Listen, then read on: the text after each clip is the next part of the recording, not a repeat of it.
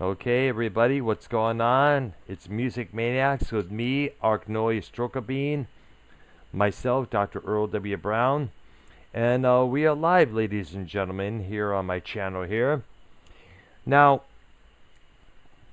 I'm trying to get YR onto the call because, I know he has a lot of contributions to this topic that I want to get going. Basically, I made the idea about doing music producers. Now, we wasn't able to do it last night, unfortunately, because of certain circumstances coming in the way. So I figured we'd make up for it tonight, since we didn't really have anything planned for a Thursday show. I figured we'd come up with doing Music Maniacs on this evening here. Now, before I begin, I wanted to read a couple of things here that I actually not really read. I want to read an article here, and actually also not only do I want to read this article, I want to play this little video that YR sent me yesterday, early afternoon. And basically, it's like this.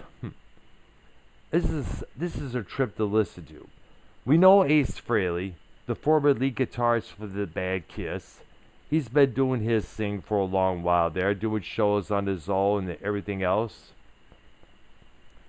He sent me this clip of him doing a song at some festival in Indiana, and yet somehow, some reason, his voice wasn't exactly that right. Now, I had everything set up, but I gotta get everything going on my phone here. I'm gonna play it through it here. Play the phone here, give it a couple of seconds here, blah blah blah. Let's get this thing going there. It's about to pop up in a few minutes here. I'm going to play a bit of a snippet here of this track here. Come on, man. Let's get things going. Son of a bitch. Okay. I don't know what the hell is going on here, but for some dumb reason, it's not. I'm trying to get everything caught up. Somehow everything's giving me issues here. It's supposed to be taken to the video on my phone. Okay. He's going to be supposed to doing a song called Rip It Up Live. But yet, however, it doesn't sound right. The voice doesn't exactly sound right. Here it is. Here we go. Let me skip over a little bit there.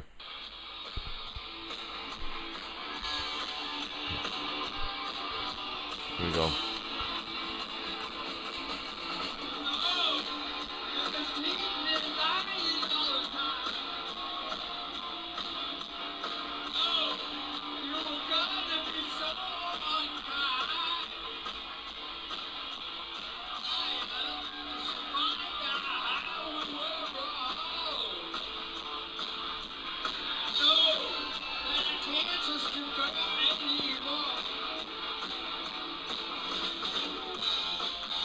Note how he sounds a little bit wasted there.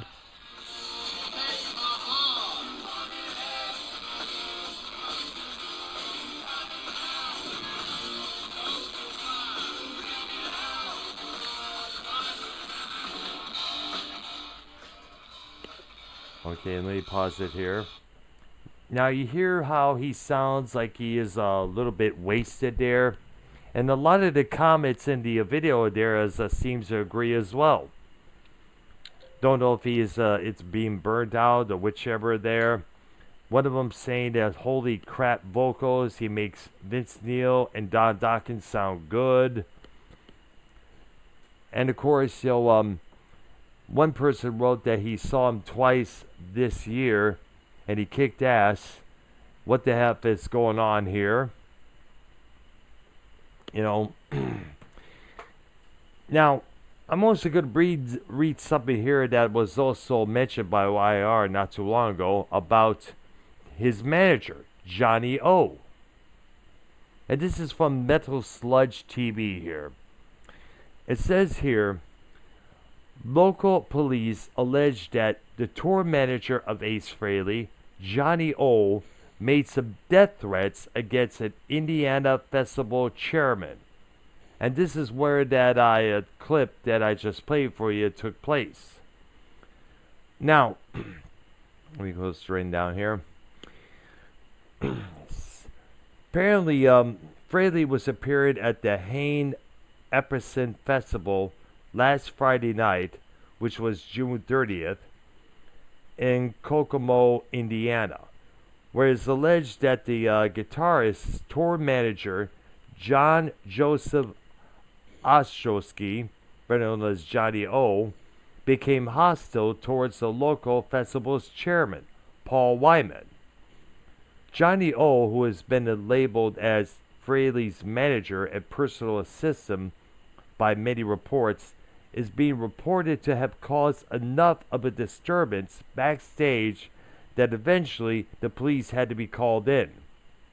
According to the article in one of the local newspapers, quote, those on scene told police that Johnny O had been causing problems with festival staff all evening and had threatened to fight Paul Wyman multiple times.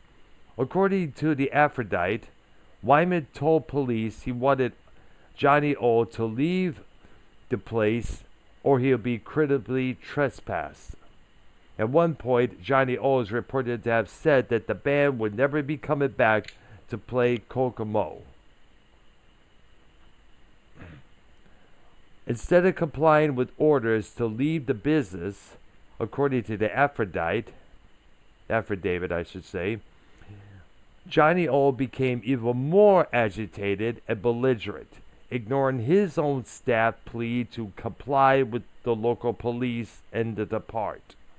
He only left the building after his staff physically pushed him out of the building. And it didn't end there. Now, Johnny O has also seemed to have ruffled feathers with others in similar concert situations. Now, Eric Jeffries is a frontman for a hard rock band based out of the Los Angeles area. He's well known in and out around the Hollywood scene for decades. His group, The Hard Way, had often shared the stage with many rock and roll big acts, including Ace Frehley earlier this year. Jeffries took to social media to share some of his experience with Mr. Ostrowski. He said, quote, he was a total douchebag to us when we opened for Ace at the Whiskey A Go-Go this past February, so I'm not sad about this.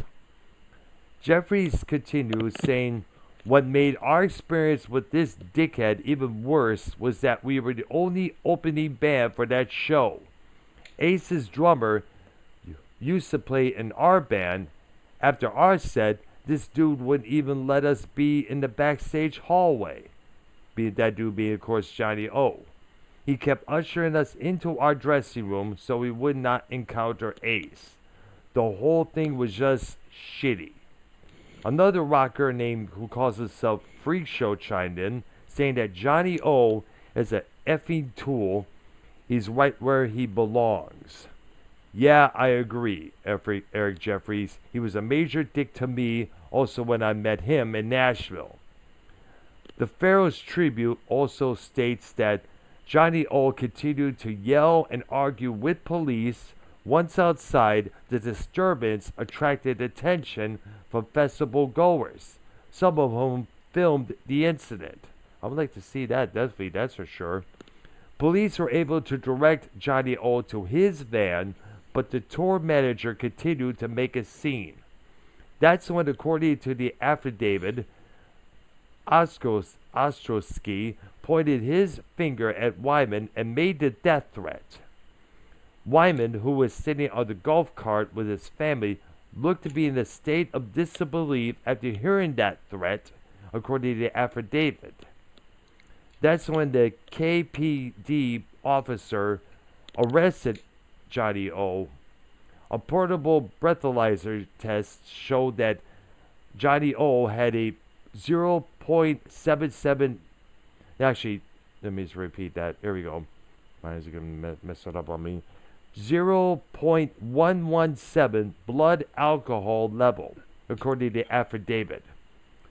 Word from a source close to the Ace Frehley camp have told Metal Sludge, where I'm reading this from, that Ostrowski was bailed out the same morning he was arrested. As of press time, it appears Frehley is slated to play several concerts within the upcoming months. All right. So, wow. Tickets is, for instance, he's going to be Houston, Texas, at the House of Blues, Dallas, Texas, where Wire is at, and he is also going to be playing Connecticut, New Jersey, Pennsylvania, and Illinois, and Indiana. The Indiana gig was already played there, but hearing Ace not sound that well is kind of puzzling. Now, the guy has claimed for years that he has been sober for about 10 years, or actually 12 years to be exact. And people are speculating maybe he's back on the bottle. We do not know. Maybe it's just burned out from being on the road for such a long time there. Your guess is as good as mine is all I got to say there. So, hopefully, maybe Ace will get himself in gear. Maybe it was just a bad gig. Who knows? I have to wait and see.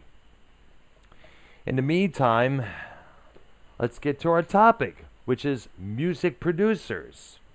I think I made this suggestion a long time ago, if I remember there. And we got lots of music producers to talk about. That's for shizzle there. And of course, we got a few others that we want to talk about, and we're going by all the music producers that are out there, being from classic rock to hard rock, heavy metal, also bands who have producers within their ranks, like, say, for example, Greg Lake, rest in peace. He was the producer of all the ELP albums. Jimmy Page, who produced all the Led Zeppelin albums. Jeff Lynne, who produced it and wrote all the songs on every ELO album that was out there. So we're going to definitely dig deep into these guys there. And I have about 47 on the list here. And this is regardless of genre, whether it's, like I stated, whether it's funk, R&B, rap, hip-hop, heavy metal, classic rock, okay? I'm going to start with the number one of all time, one of the true inspirations behind the Fab Four's sound, who contributed many times to the sound just as well, the late, great Sir George Martin. He did a lot of great work with the Beatles. And from what I understand, the only album he didn't really produce was the very last record, Let It Be. And he stated in an interview at that time that the Beatles, prior to recording the Abbey Road album, were not getting along so well there. He was asked by, I guess, either John or Paul to come and produce them. Let's make it like it used to be. In which George told them, you have to make it like it used to be just as well. Because at that time, they were not seeing eye to eye and everything else. The business was getting them down. The issues with Apple Records was getting, it was weighing on their backs, needless to say. It was like 20 tons of 50 pounds on their shoulders, needless to say. No doubt about that there. All right? And, of course, argue or feel free to add some contributions as well to this list. Well, I think George Martin also produced Jerry and the Pacemakers. As well. Maybe Badfinger, I'm not too sure about Badfinger, but I do know for a fact he also produced the band America. He did a number of their albums just as well, like Holiday and a couple other releases just as well there. He also had a hand in the production of the Broadway soundtrack to The Who's Tommy just as well. I remember being interviewed by Bob Costas late night on the TV there when they had that good show later with Bob Costas. You know, Hmm. oh, good. Of course, we also got Rick Rubin, who co-founded Def Jam Records with Russell Simmons. He produced everybody from the band Slayer. He produced the Beastie Boys on their first record, License to Ill, certified hip hop classic. Of course, he would later go on to produce AC/DC. In fact, throughout the 1990s, he was often regarded as that one producer who makes every band sound like AC/DC, including the group he signed to his record label, American Recordings, a band called the Four Horsemen out of England. They had a couple of songs out there that sounded exactly like AC/DC. In fact, that reputation carried over to the point where the band AC/DC themselves got him to produce their album, Ballbreaker. I remember hearing the song Solid as a Rock or Hard as a Rock a couple of times, and yep, I definitely did his job right there for sure. He also produced the last Black Sabbath studio album, 13, from 2013. He also worked with the late Johnny Cash on his albums, the last one being The Man Comes Around with that awesome cover of Nine Inch Nails' Hurt. So definitely Rick Rubin deserves a nod just as well for his efforts. All right. Okay, how about this guy by the name of Alan Parsons? Oh yeah, definitely. You got to include him just as well. He produced all his projects albums. He produced everybody. He produced everyone. Let's see here. What are we here? What's going on here? What the hell is going on here? I'm trying to get on something here, and then boom. Okay, let's get on the stuff here. Didn't Okay. he have a hand in Dark Side of the Moon? Yes, he did just as well. He was the engineer for that album, and basically that's how he earned his reputation for sure. He was a whole engineer for that process, and he also actually did a lot of. Which of course we cannot forget his albums with the Alan Parsons Project. That's for sure. He did that album massively. He did a lot of other albums. What's up with my Why is this happening? Something's with my other phone here. It's messing with me a lot. So basically, he's been responsible for all the great albums he did, including I, Robot, Stereotomy, Eve, Turn Up a Friendly Card. So definitely he's should be recognized as one of the great Tales ones. of Mystery and Imagination. Yeah, that's right. Pyramid just as well. Definitely got to give him some direct acknowledgement for sure. Okay, and another one that we have in mind, Missy Elliott, who's in the hip hop rap stream there. She herself is a rapper and a music artist just as well there. She had a big hand in the production of not only her songs, but the late Aaliyah, who, as you know, passed away from a plane wreck in 2001. She had her bit of controversy with her involvement with R. Kelly. Apparently, she was even married to R. Kelly at one point there, at the age of 15, believe it or not. But enough on that there. Missy Elliott, along with Timbaland, who we're going to mention just as well. They helped produce some of her big hits later in the later on in the 1990s, like that one song for the Romeo Must Die soundtrack there, and a few others. And of course, we got to talk about Timbaland, who not only worked with Aaliyah, also worked with Missy Elliott, worked with Justin Timberlake. He had his own album out.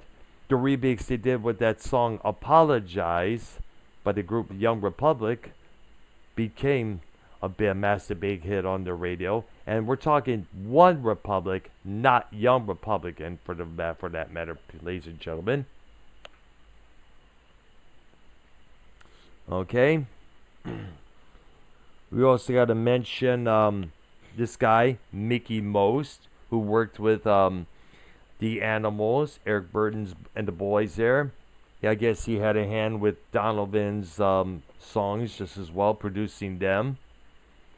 I don't not know much about them. The only ones I know are, of course, the two I just mentioned. That's pretty much about it. All right. Well, you mentioned Phil Spector a while ago. That's true there. Yes, he did a lot. This is the man responsible for what is called the wall of sound, where you're able to hear a lot of things, not just basically it's kind of like quadraphonic before quadraphonic came around. I guess it's laughable to say. He worked with the Righteous Brothers, Ronnie Spencer and the Ronettes.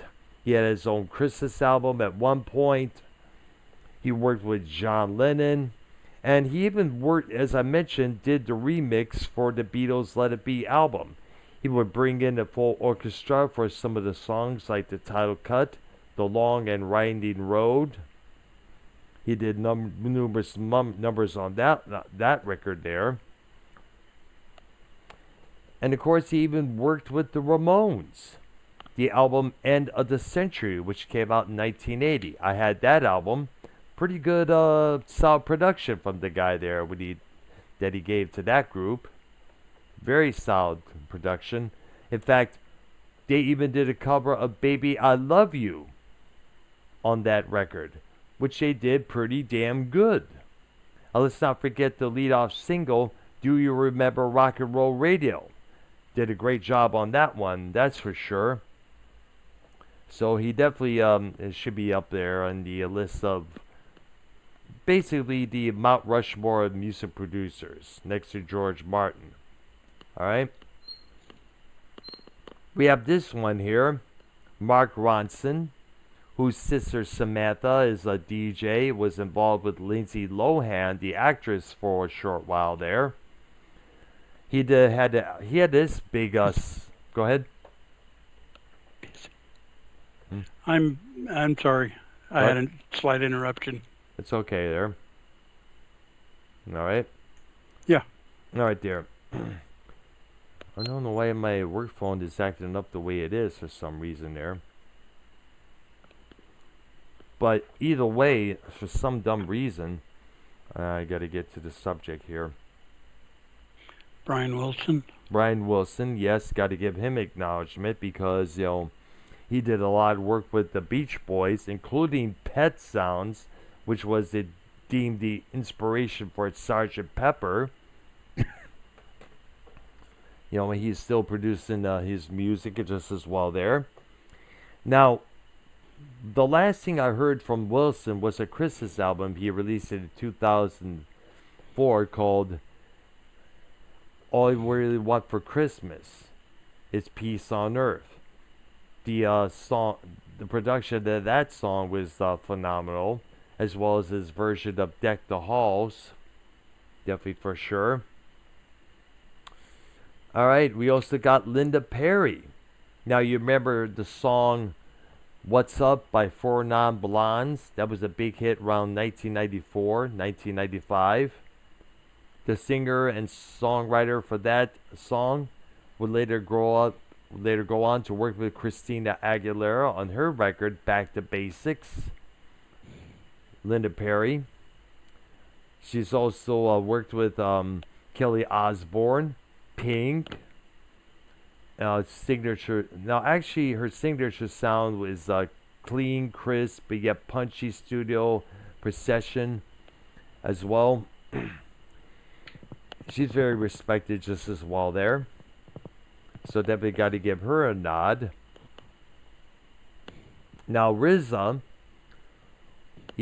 which is spelled R-Z-A. He's worked with Teddy Park, Nigel Godrich, Sam Phillips. He's no doubtedly the 21st century Has seen a lot of the eclectic range of music, that's for sure there. He also is the leader of the immortal hip hop group Wu-Tang Clan. He also recently performed with the Gravediggers under the name The Resurrector. His real name is Robert Fitzgerald Diggs.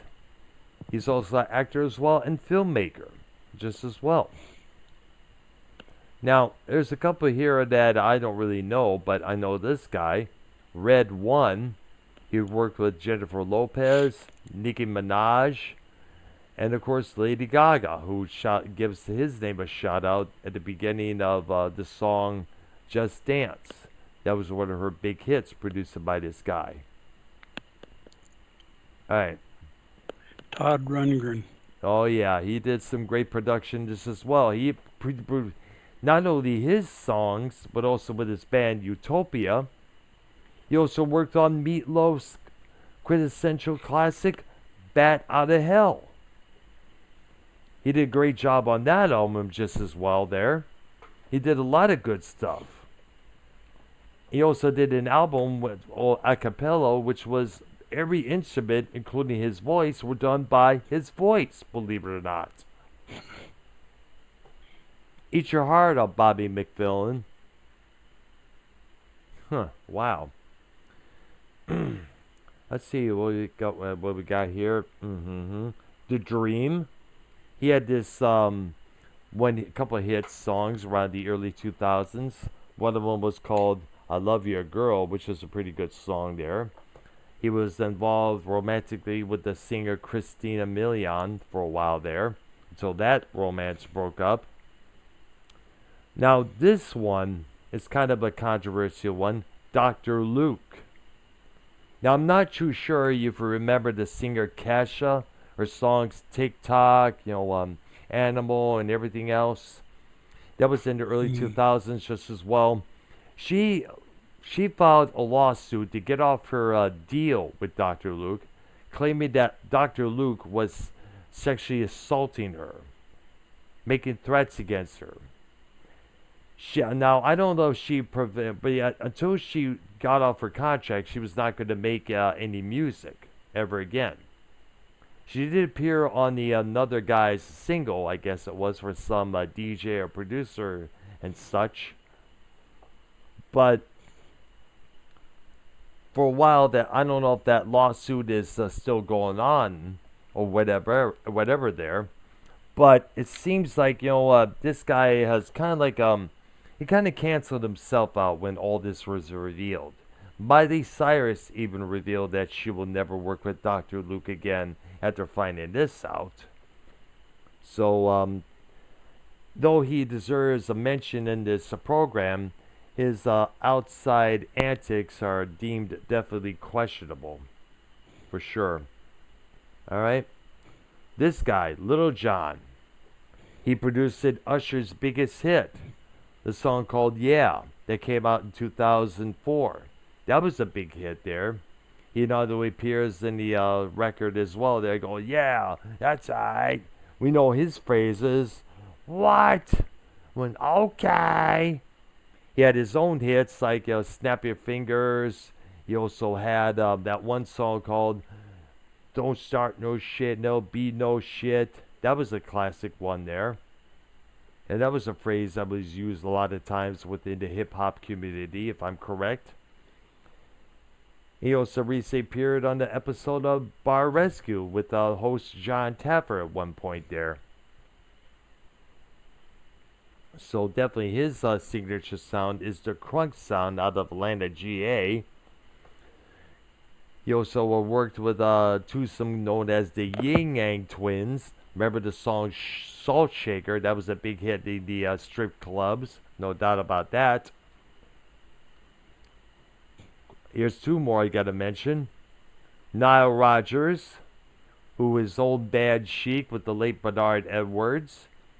Rodgers would work with Duran Duran on the song Wild Boys, as well as the album Notorious, that's for sure. He's responsible for songs with the group Chic, Le Freak, I Want Your Love, Good Times.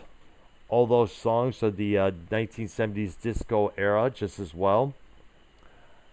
He also worked with David Bowie. He also worked with a couple others. Okay, and we also cannot forget Quincy Jones, who not only produced the records with Michael Jackson, Tevin Campbell, also released the soundtrack to the TV miniseries Roots from the 1970s. That was a big hit there for the guy.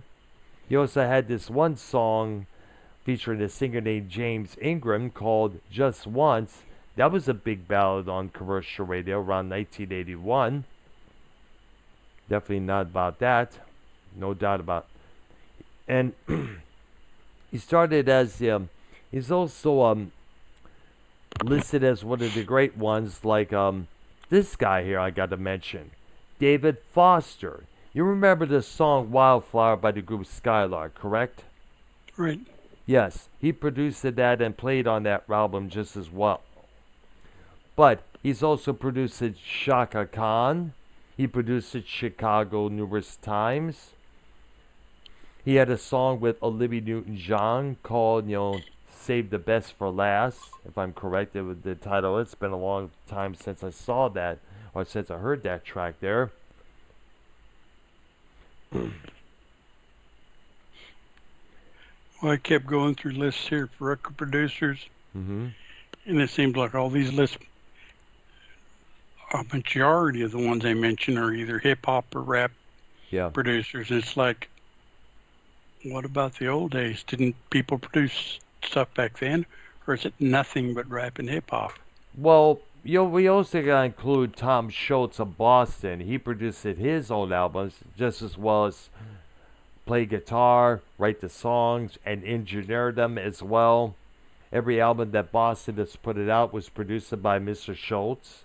And let's also give Schultz credit because he invented the device known as the Rockman and also started Schultz Research and Design, which makes guitar effects, guitar pedals just as well, the same kinds that he would use on the Boston records later on. And we also cannot forget Jack Douglas, who not only worked with Aerosmith, but on John Lennon's final studio album, Double Fantasy, which I had in my possession at that time. He worked mostly with Aerosmith on I think one of them was Draw the Line, in which he stated that Steve was so out of it on the drugs that he was brandishing a firearm around the studio a few times.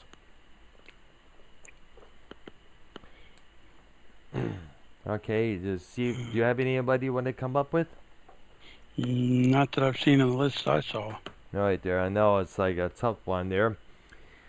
Also, we cannot forget of course, Robert John Mutt Lang, who, as you know, in the 80s produced greats such as AC/DC's Back in Black, Highway to Hell, For Those About to Rock, We Salute You. He would later go on to produce Billy Squier's Emotions in Motion. All those records are big hits, no doubt about that.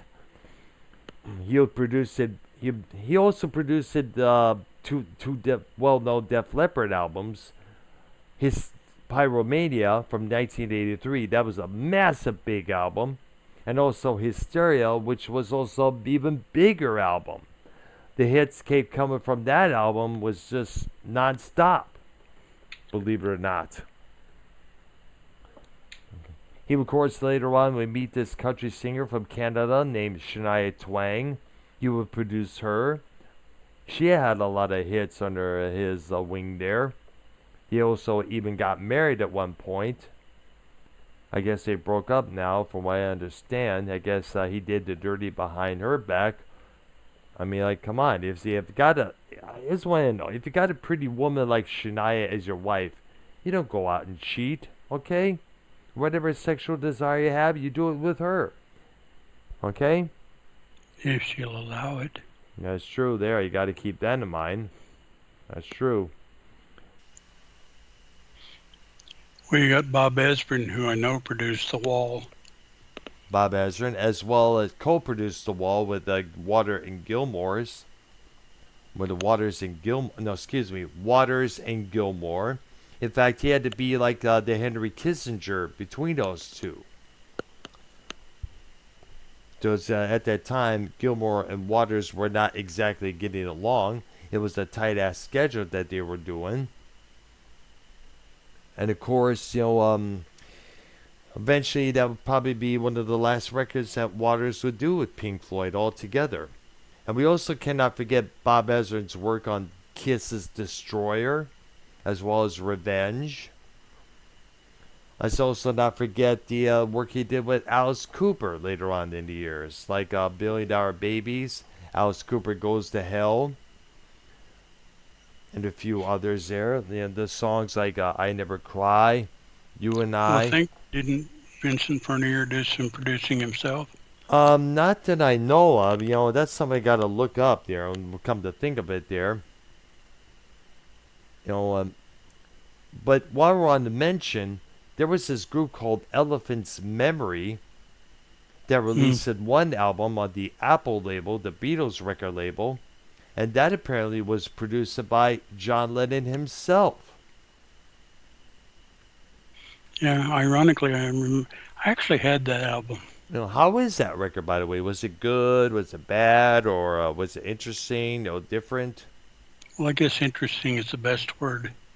Of course, I Okay. haven't had a lot of my records for 15 years, so Wow, interesting. That's good to know. I Wow. used to have like 3,500. hmm All right.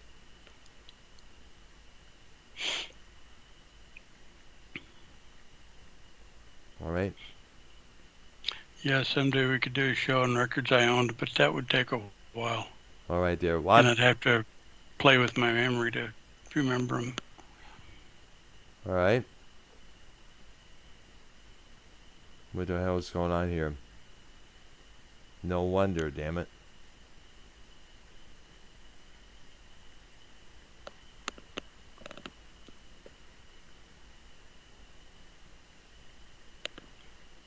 Okay. Ah, there we go. Had to change the pin on my work phone. It was giving me issues there for some reason.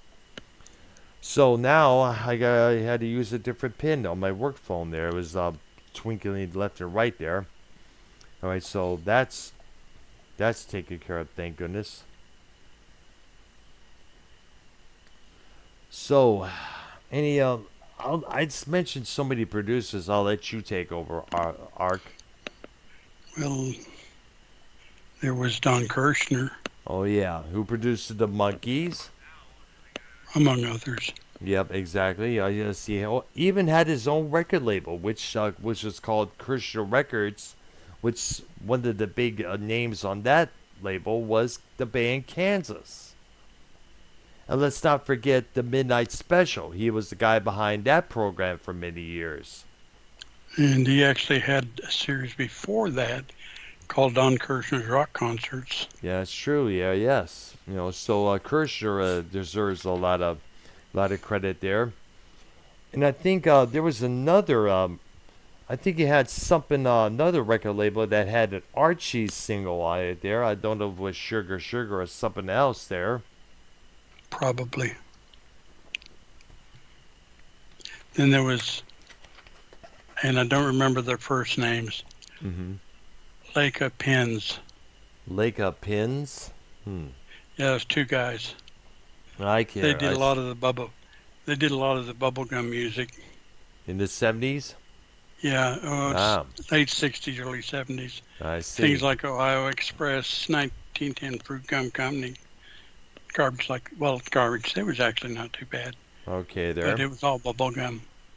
All right, there. Got to I throw think they this. had the, think they had the Lemon Pipers too. I see, yeah. Let's not also forget this guy. His name was George Tobin, who worked with the likes of Kim Carnes and a few other artists. He was also responsible for the teen pop singer Tiffany's success in the Mm. early 80s there.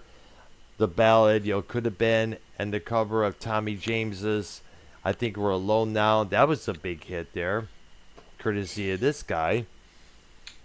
But Yeah. however, the only problem was he kind of like had an ego with him, and he had this contract with her stating that if she doesn't like a certain song that's presented to her, she has to record it either way there.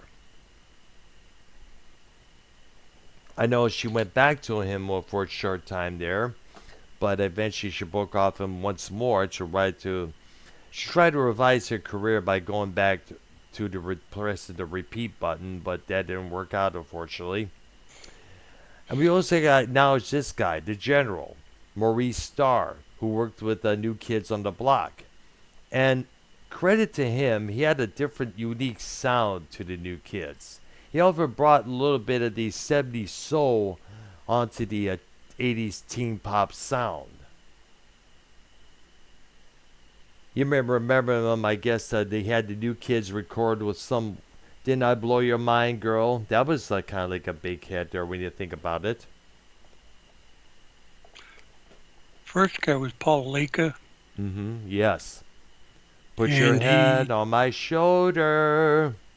well, he produced REO Speedwagon's first two albums. I see there. Really? Paul Anka, the singer? No, Paul Oh. Leka. Oh, Paul Anka. My apologies to everybody. It sounded like Paul Anka at first, so my bad for that. So, and who produced it? REO? Oh, we cannot forget Jeff Lynne from the Electric Light Orchestra. I don't know if he did the production on the first record, No Answer, but afterwards he would produce every single ELO album out there, as well as write all the songs and sing and play guitar for the band. He also later produced Tom Petty's album Into the Great Wide Open. He would also produce the Beatles songs, those two Beatles songs that was on the anthology back in 1995, Free as a Bird and Real Love. Two good songs, by the way, there. He worked with the Traveling Wilburys, featured the late George Harrison, the late Roy Orbison, and the late Tom Petty. And also, he would work with the late Tom Petty on his solo record, Full Moon Fever. Remember, that's a couple of those songs there on that Yep. record. He also worked with Olivia Newton-John on the the theme song for the movie Xanadu. It was basically her sing along with the Electric Light Orchestra themselves on that song. The other guy was Jeffrey Katz, and he also worked with Jerry Cassinets. Nice. They were the ones that did all the bubblegum stuff. Oh, yeah. Now, who is the producer of the Partridge Family records there? Do you know by chance? No. No, I don't. I do not know, because I do know that we got to go back to Don Kirshner for a second there, because there was a story. There was a rift between him and the rest of the Monkees there. The Monkees were all excited, to work on their records there. They wanted to they wanted creative control on their songs. They wanted to produce the songs, write the songs themselves there. But Kirshner was not habited that way, and for primarily good reasons. See, it takes a long time to produce and write a record. It can take about weeks or a couple months. And the Monkees at that time had this tight ass schedule. You had to go inside the studio, record for a certain amount of hours for a couple days, go back onto the TV set and start filming once more. Possibly do some shows in between that time there. And finally, when he got creative control from Kirshner, Kirshner basically was let out by security at one point when he showed up to do his job with the group. And then that's when the Monkees found out what it really takes to make a record, believe it or not. Now, I gotta throw this person in, Andy Sneap, who's worked with many metal bands, including his own called Sabbath, which basically is Sabbath without the H at the end. He's worked with Megadeth. He worked with a few European bands as well. And he's currently the guitarist, touring guitarist for Judas Priest. He's filling in the spot vacated by Glenn Tipton, who had to bow out a few years back when he caught Parkinson's disease. So Andy Sneap deserves a lot of credit for filling in on some big ass shoes there. Max Norman, who co-produced some of Ozzy Osbourne's solo material, like Blizzard of Oz, Diary of a Madman, Bark of the Moon.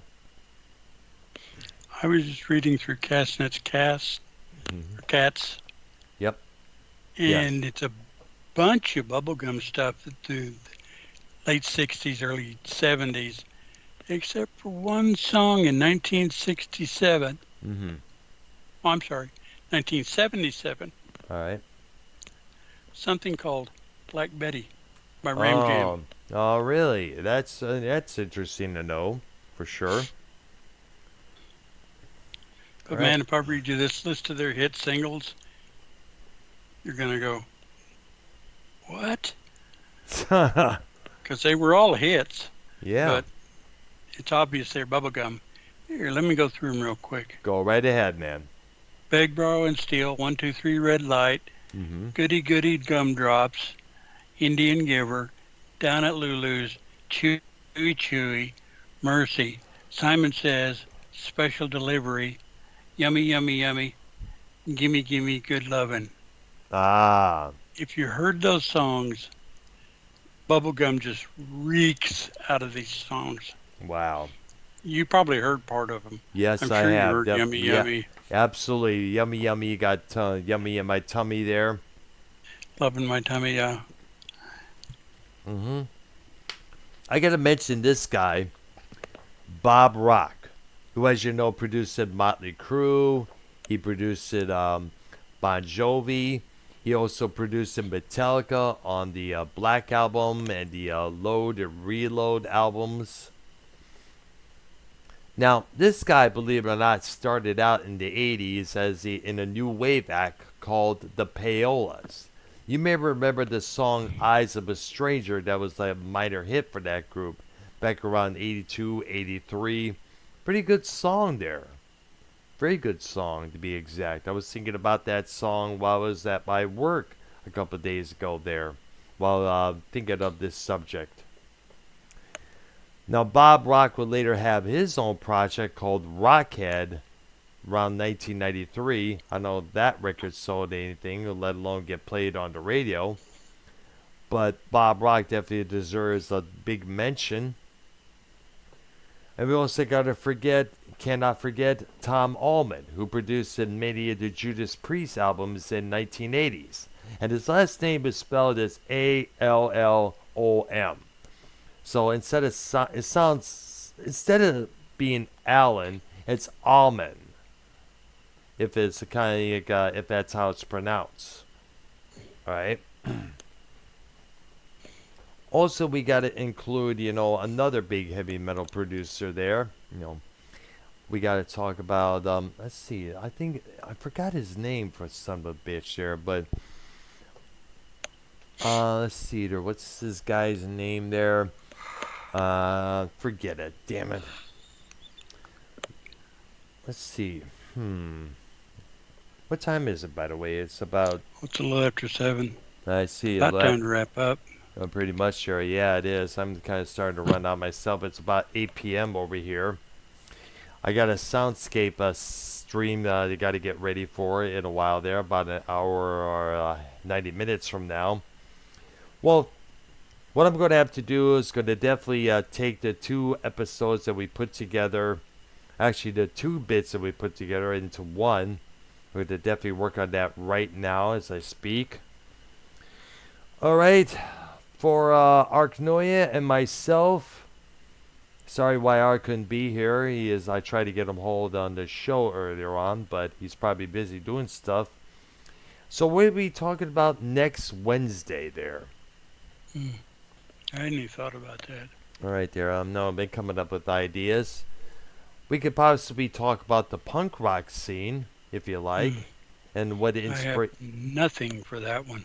Well, I'll definitely educate you on that there because I was a wee kid when that scene was bursting out. And we also want to talk about the inspiration for that genre. Definitely, especially what was going on in England around that time. Definitely got to dig deep into that. All right. All right. Once again, for Ark and myself, enjoy the rest of your Thursday evening. All right, yeah, guys, have a good one. Bye bye. Bye bye. Okay, I want to come on here for a couple minutes here, ladies and gentlemen, and make some corrections. There were a few producers that were not mentioned on the show that I feel deserve to be mentioned. I don't know why we were not able to mention these names on the program, but I'm correcting that mistake right now. Starting with Dave Rave Ogilvy, who for many years worked with the Canadian industrial group Skitty Puppy on many of their albums, like Bites, Remission, Cleanse, Fold, and Manipulate, Vivisect 6, Last Rites, Too Dark Park, The Process. There's Flood, another industrial producer who worked with Nine Inch Nails.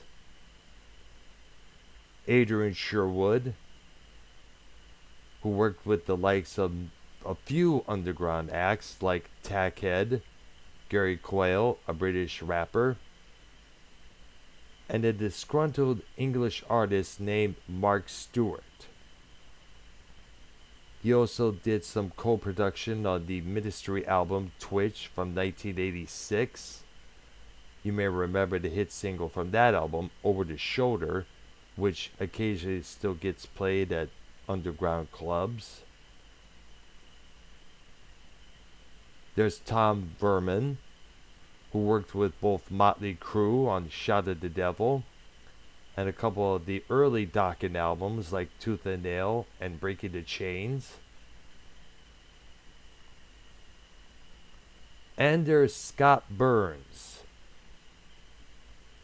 who had a big hand in the emergence of the Florida death metal scene, working with bands like Death, Obituary, Suffocation, and many others.